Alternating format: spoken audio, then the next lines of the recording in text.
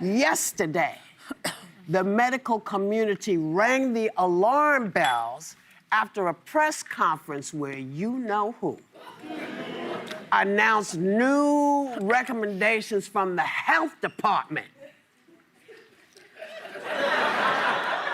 under RFK. Take a look. Effective immediately, the FDA will be notifying physicians that the use of let's see how we say that. Acetaminophen. Is that okay? Which is basically commonly known as Tylenol, during pregnancy can be associated with a very increased risk of autism. They are strongly recommending that women limit Tylenol use during pregnancy unless medically necessary. That's, for instance, in cases of extremely high fever, that you feel you can't tough it out, you can't do it. I guess there's that. And they pump so much stuff into those beautiful little babies, it's a disgrace. It looks like they're pumping into a horse. You have a little child, little fragile child, and you get a vat of 80 different vaccines, I guess. The MMR, I think, should be taken separately. This is based on what I feel. Nothing bad can happen. It can only good happen. But with Tylenol, don't take it. Is this a mini-series? I need acetaminophen after listening to him. I'm sorry. You know what? RFK Jr. is not a doctor. No. And you, sir, are not a doctor. And you don't have any understanding, clearly, of why people take Tylenol. It's been around forever. There are all kind of studies out there. I'm not listening to y'all anymore. I'm not listening to you. Anymore? You never did. Well, no, that's not so. Oh, no? That's no. Oh, you mean the CDC, the prior? the CDC. I listen to my doctor. Right, of course. He or she knows me, knows my kids. He's telling people that, you know, they shouldn't be taking Tylenol unless they have a high fever. Dude, you're not a doctor. Stop it. And the makers of Tylenol, thank God, responded that independent, sound science clearly shows that taking Tylenol does not cause autism. They don't know what it is. Experts say that no studies have shown that Tylenol is directly causing autism. So is the so-called health department putting a lot of moms and children at risk again right now? But from what I understand, they don't really know what causes autism. No. There's one theory that old sperm causes it, I'm just saying. That's one theory.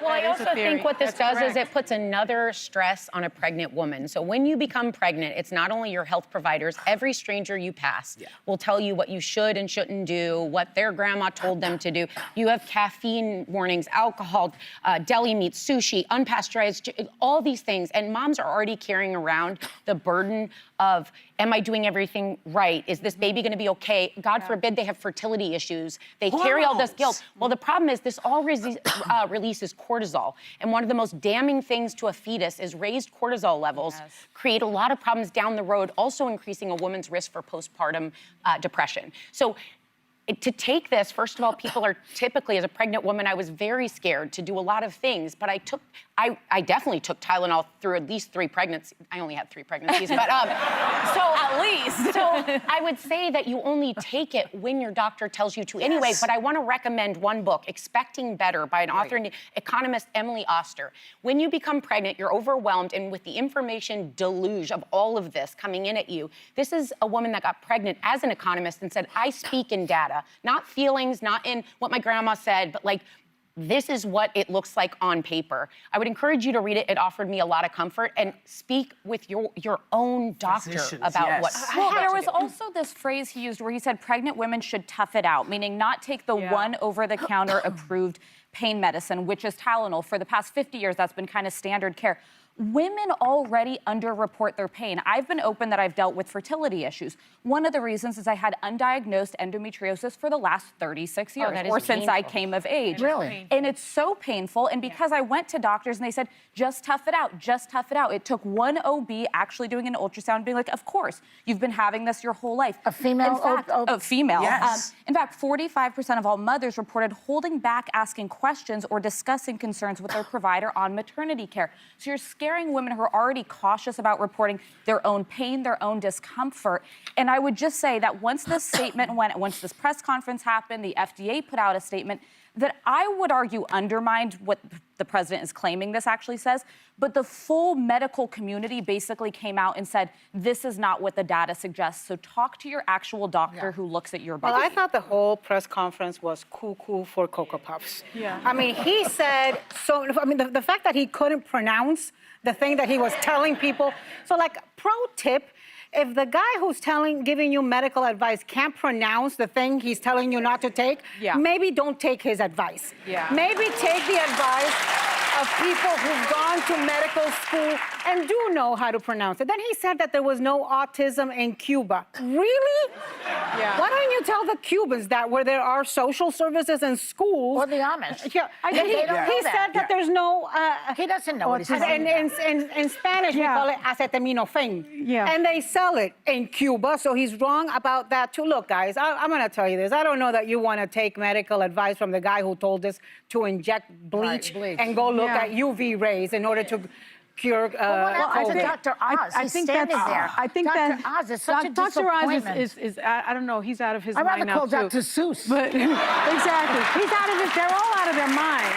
Actually, Dr. Seuss is dead, Just to so put he's a not out quick of his- button on yeah. it, you know, I think that this is very dangerous. I think this kind of You think? information is very dangerous putting it out there because I know when I was pregnant with my son, I've had 2 children, I was on bed rest because I had a torn placenta and I was in pain. And the only thing that I was able to take was Tylenol. That was the only thing that I was able to take. And I fell into a depression, I've talked about this, and the Tylenol made the pain better. And so for someone who is not a doctor, for the head of human health and services not to be a doctor, giving this type of misinformation to women who are pregnant is a tragedy. It's tragic, and I hope that pregnant women just listen to their doctors Yeah. and not to these. And he That's what the says, doctors and he are says for, that women 'cause- should and- only take Tylenol when medically necessary. Does he think women are popping this like Skittles? I don't know. I don't Listen, know. these are a bunch of men who, and Oz should know better, because he's an actual doctor who went to medical school, but they've been putting out bad information. You know who made multiple inaccurate claims, including giving young kids Tylenol causes autism, which no studies have found to be true. He claimed that kids are overwhelmed with 80 vaccines, but kids roughly get 30 vaccine doses before the age of 18. He claimed that there's no reason to vaccinate newborns against hepatitis B. Wow. Look, Dangerous. you are not a doctor. If you're pregnant, talk to your physician. Yeah. Your physician has your best interests at heart. Your physician knows your body, knows your family, knows the ins and outs of you. These are people who have never met you, don't know jack about your family. Don't listen to them because they don't have your best interest at heart.